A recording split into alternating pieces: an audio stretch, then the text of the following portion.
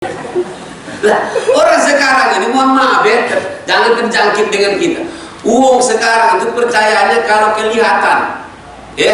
Maka sembilan dengan budak-budak ini, buat undangan kalau pejuang subuh kita datang sholat, buat pakai undangan di masjid-masjid itu. Hadirilah subuh berjamaah bersama pejuang subuh. Di bawahnya jamaah yang datang akan dikasih amplop 200.000 dan nasi kotak dari rumah makan sederhana. Kata orang lucu.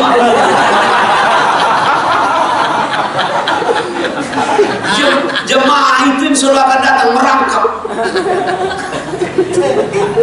200.000, 20.000 diantar kawan. Kalau ada pilkada pilpres 20.000 laju itu. Buyan. Kenapa?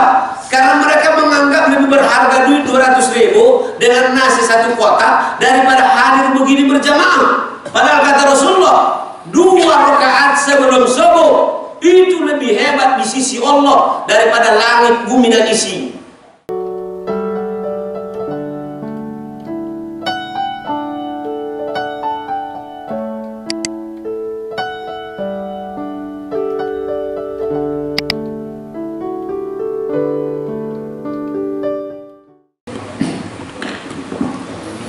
Assalamualaikum warahmatullahi wabarakatuh. Waalaikumsalam warahmatullahi wabarakatuh.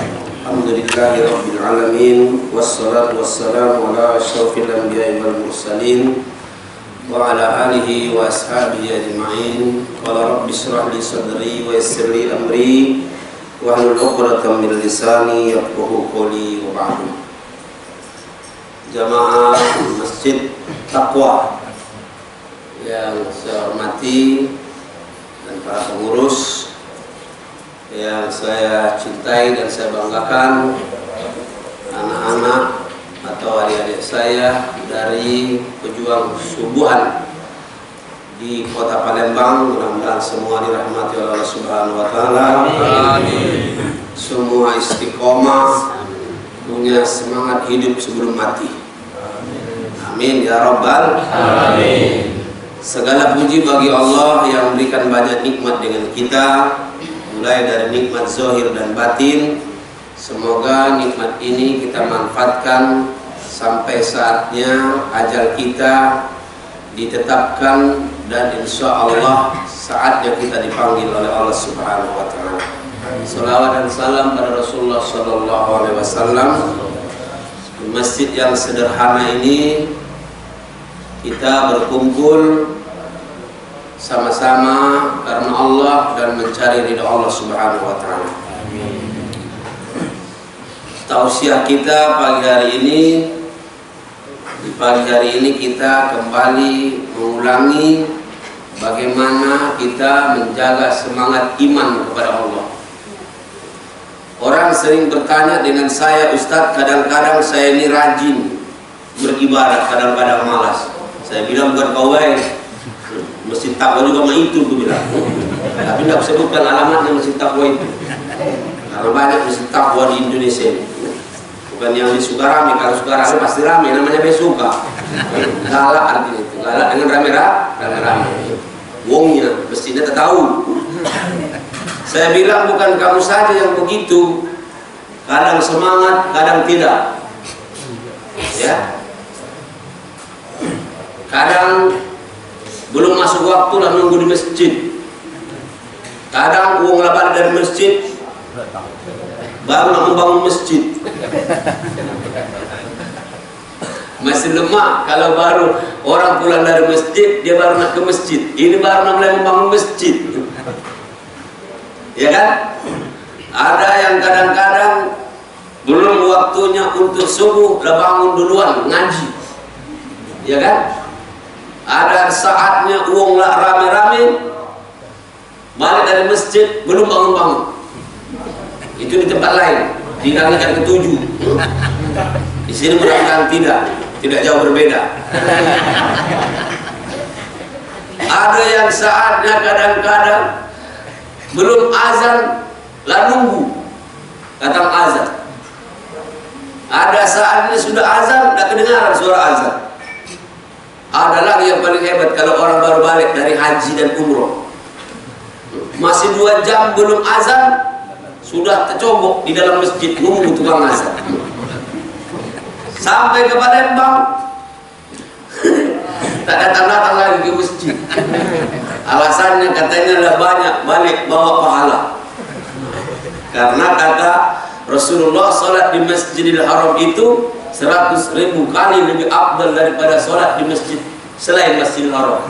Jadi katanya aku ini baru salat di Masjidil Haram 100.000 kali kali 5 kali 9 hari. Itu rombongan gilo namanya ya. Bapak Ibu yang saya hormati dan dirahmati oleh Allah, ada pula kita lihat kadang-kadang kalau ibu-ibu kadang-kadang berjilbab, kadang-kadang tak berjilbab. Ya, bukan di sini, dekat-dekat sini lah. Ya kan di sini dikit uangnya. Kapan bulan Ramadan berinfak sedekah di mana-mana. Ya, sampai rombongan anak yatim piatu itu ngomong dengan saya, orang panti-panti. Lemak niat bisa masuk bulan Ramadan. Ngapa aku bilang? Banyak uang baik. Ada yang ngantar makanan, ada yang ngantar duit, ada yang ngajak ke hotel, ada makan bersama, ada buka bersama, ada sahur bersama. Bahkan kadang-kadang katanya dapat amplop. Besar amplopnya tapi kecil isinya. Lemak niat katanya saat datang bulan Ramadan. Banyak rezeki. Artinya begitulah banyaknya orang-orang yang baik, orang-orang yang beramal soleh di bulan Ramadan. Habis Ramadan kumat lagi. Inilah kata Rasulullah, al-iman yazidu wa yanqus. Iman itu ada kalanya bertambah, ada saatnya berkurang. Sudah bisa dipahami Bapak Ibu? Sudah belum Bapak-bapak? Dah paham belum mulai? Sudah? Belum? Itu baru cerdas kamu. Yang belum dijelaskan, jangan sosok pintar. Ini kadang-kadang paham Bapak-bapak, paham katanya. Tahu aku nak paham belum dijelaskan. Bapak Ibu, ini jelas. Apa kata Rasulullah? Al-imanu yazidu wa yanqus. Yazidu bi ta'atillah wa yanqusu bi maksiatillah.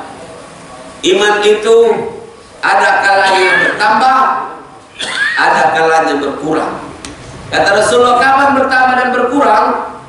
Dia akan bertambah ketika banyak berbuat taat kepada Allah, dan dia akan berkurang ketika dia banyak berbuat maksiat kepada Allah. Sebenarnya kita dewek masing-masing ini Bapak Ibu ya anak, kita tahu penyebabnya sebenarnya. Mana nak bertambah iman, berkawan dengan orang nakal. Ya? Ayo ngaji, atau salah ke kafe baik gitu kan. Ibu-ibu berkawan dengan tukang rumpi terus, kira-kira bertambah atau berkurang?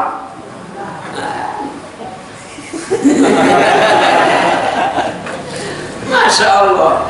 Nah Bapak Ibu yang saya hormati dan dirahmati oleh Allah, yazidu wa yanqus. Ini dulu yang harus kita pahami. Ya, kita harus percaya bahwa iman itu ada kalanya bertambah, ada kalanya berkurang. Sekarang saya tanya dulu, terasa enggak Bapak-bapak? Terasa enggak kira-kira dengan pernyataan ini? Terasa. Anak-anak pejuang subuh, terasa enggak? Terasa. Kapan tak ngaji 2 minggu baik mulai sempoyongan, ya kan? Kapan habis ngaji segar lagi, betul? Berkawan dengan kawan-kawan yang ucap-ucap, tahu ucap-ucap? Ucap-ucap bisa ica-ica, cak-iya bisa juga, itu bahasa yang ini. Ucap-ucap, ica-ica, cak-iya. Tapi rombongan cak-iya kurang ajar sekarang, yang kafir-kafir itu kurang ajar itu. Setan-setan itu yang banyak menghabisi orang Islam, menyakiti orang Islam kemarin di India. Maka tadi kita doakan dalam doa qunut nazilah kita doakan supaya pertolongan Allah mudah-mudahan turun di India. Amin. Orang Islam yang tak salah dibantai, dikeroyok, dibunuh, mereka banyak yang syahid. Imam masjid dirusak, itu rombongan teroris. Ya, kita doakan mudah-mudahan pertolongan Allah turun di India. Amin. Mudah bagi Allah. Cina cukup dengan corona. Tahu corona? Di Rona kalau bahasa gitu.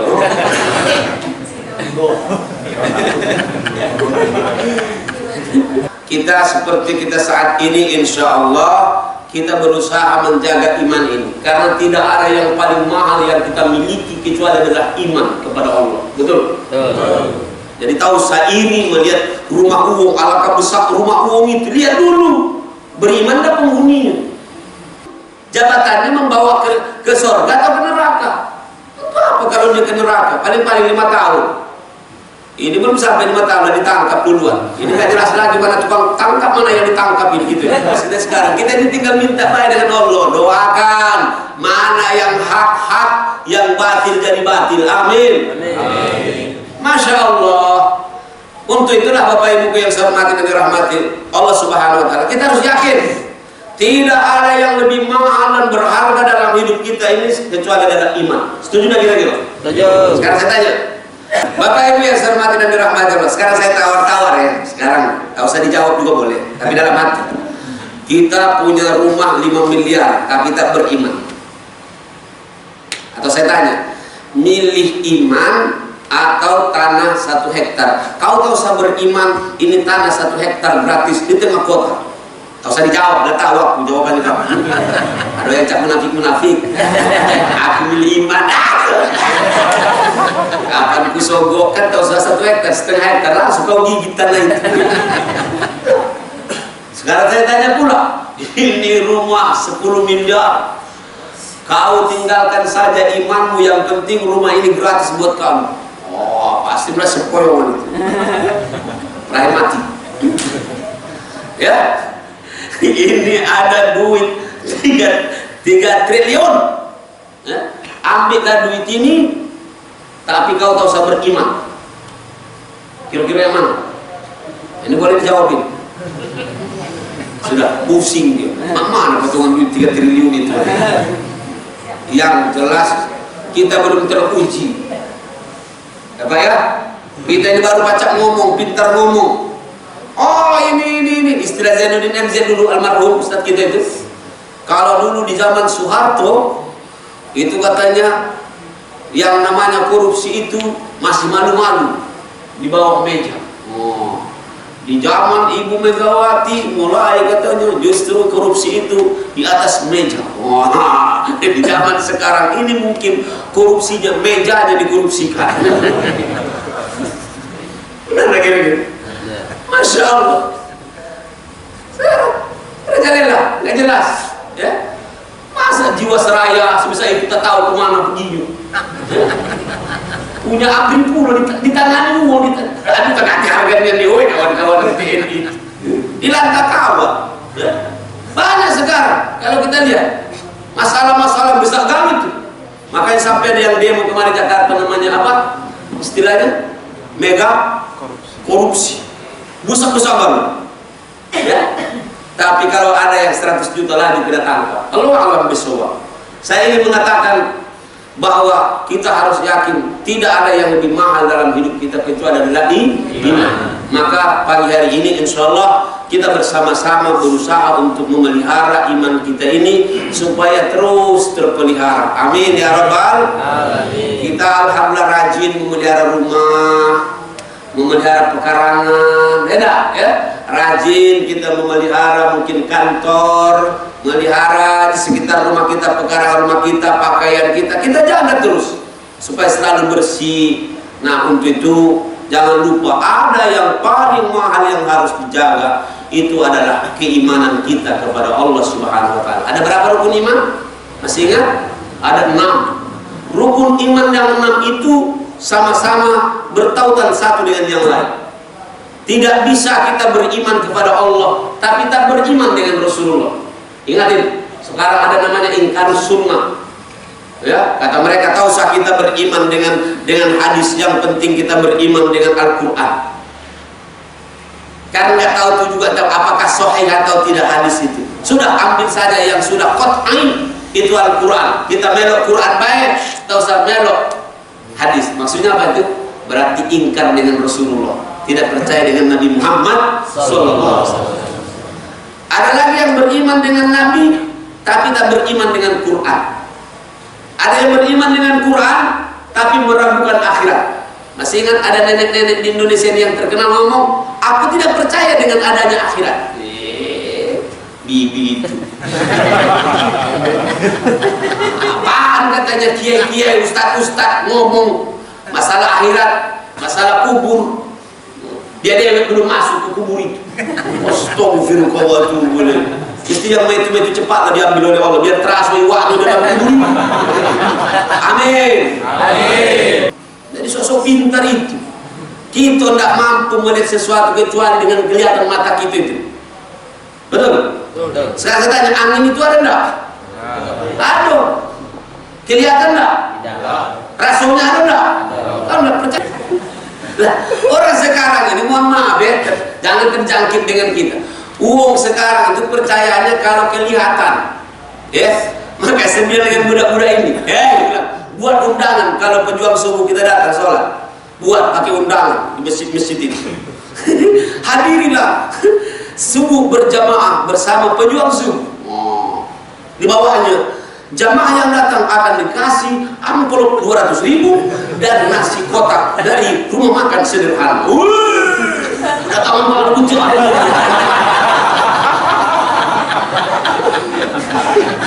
Jemaah itu selalu akan datang merangkap. 200.000, 20.000 diantar kawan. Kalau ada pilkada, pilpres 20.000 lagu itu. Buyan. Kenapa? Karena mereka menganggap lebih berharga duit 200.000 dengan nasi satu kotak daripada hadir begini berjamaah. Padahal kata Rasulullah, 2 rakaat sebelum subuh itu lebih hebat di sisi Allah daripada langit, bumi dan isinya. Antara qomat dan azan itu jatuh, harus ada sholat untuk sholat. Paling tidak 4 rakaat lah tahiyatul masjid dengan 2 rakaat sebelum sholat subuh tadi, karena kata Rasulullah tadi 2 rakaat sebelum subuh ya, lebih baik daripada dunia dan isinya. Di sisi siapa ini? Allah. Di sisi Allah. Jadi tahu sana bersedih hati. Sekarang saya tanya, mohon maaf, kalau ada rumah orang terbakar ya sebelum subuh itu pasti ribut dia, tapi dia tidak datang sholat subuh, tidak bangun sholat subuh, sebenarnya kan terbakar, hilang tadi yang harga langit, bumi dan isinya. Tapi besok-besok setiap orang Medan tenang-tenang saja ya. Kenapa? Tidak kelihatan wujudnya. Coba kalau duit itu ditumpuk di situ, bisa diterima? Karena bermasalah keimanannya, ya, keyakinannya kepada Allah. Sekarang saya tanya, Allah itu ada enggak? Ada. Berarti kira-kira Quran itu benar enggak? Benar. Ragu enggak dengan Quran? Benar. Siapa yang bawa Quran itu? Rasul. Siapa yang menurunkannya? Allah. Malaikat Allah kan? Nah sekarang saya tanya, akhirat itu ada enggak? Ada. Kira-kira ketentuan semua hidup ini yang membuat ketentuan ini siapa yang mentakdirkan? Allah. Kenapa kita tidak ngerti? Kita kepengen kaya tapi tak kaya, kepengen sehat tapi sakit. Berarti ada yang menentukan kan? Siapa yang menentukan itu? Allah. Masa belum yakin sih? Ada orang mati-matian mencari rezeki tak dapat, ada tenang-tenang baik dapat. Berarti ada yang ngatur. Berarti yang ngatur takdir ini siapa? Allah yang mentakdirkan. Mantap gitu. Kira-kira surga itu ada enggak? Ada. Neraka itu ada enggak? Ada. Masa enggak sungguh-sungguh untuk mendapatkan surga itu? Ya Pak ya?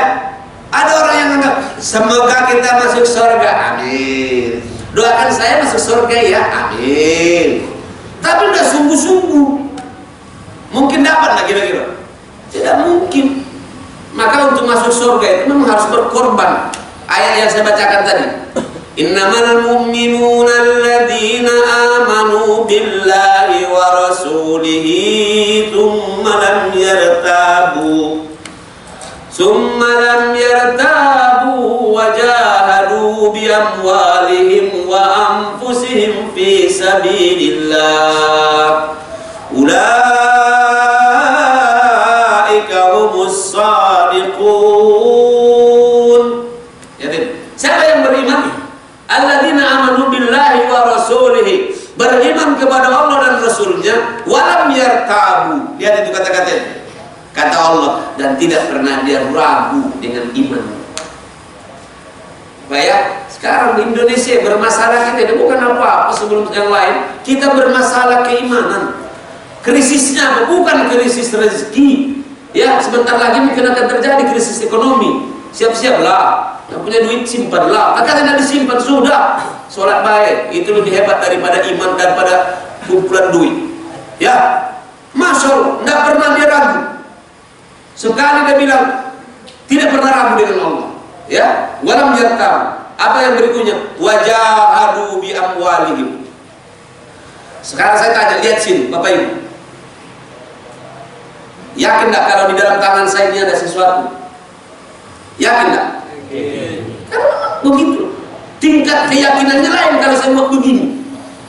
Yakin tak di sini ada tisu? Pasti ragu-ragu kan? Paham? Kalau memang tak ada. Ya, tapi kalau saya buat begini, yakin ada di sini? Itu dong. Masa nggak yakin? Sudah dibuat oleh Allah dari sakit jadi sehat. Dulu buntu, sekarang berduit. Dulu telanjang, tak ada bawa apa-apa, sekarang lah baca berbaju. Masa nggak yakin dengan Allah? Yakin nggak kira-kira? Ini sekarang kayak kumat lagi. Bingung memang kita melihat umat ini, ya. Cari rezeki tiap hari, dengan Allah tukang bagi rezeki dijauhi, mana nak dapat? Akhirnya buntu. Aku sedih melihat umat kita ini. Kalau aku melihat, ya Allah, sudah hidup sama, tak datang ke masjid, ya Allah. Rezeki tak katik duit, buntu bulu, ya. Kata biarin mamam itu dalam. Ya, tapi kalau dia Ustaz, aku biar tak hebat secara harta di dunia, tapi aku punya harapan, punya istana di sorga. Begitu dong. Masih ada harapan. Karena kata Imam Al-Ghazali, manusia ini ada 4 golongan ini. Ada yang bahagia di dunia, bahagia di akhirat. Ingat ini. Tinggal pilih baik yang mana. Ada yang bahagia hebat di dunia, berpoya-poya hebat, tapi sengsara di akhir. Ada yang kelihatan sengsara di dunia, ya, tapi dia bahagia di akhir. Ada yang keempat, kata aku. Ini nomor kata aku. Sengsara di dunia, masuk neraka di akhirat. Kata mahasiswa ini KTM, kacang dia. Ulang kita. Ada yang bahagia di dunia, bahagia di akhirat. Ingat itu. Ingat. Ting. Nanti bapak-bapak yang tak kata bininya belok sini, tinggal langsung ke rumah. Bahagia di dunia, bahagia di akhirat. Bahagia di dunia, sengsara di akhirat. Kata bini, acanya berubah. Pak, acanya tanda-tanda nak mati bapak ini. Laju, nanti malam bininya mulai baca Yasin. Yasin, wal Quran. Ngapo deh kau Yasin terus? Persiapan untuk kakak kalau mati kan?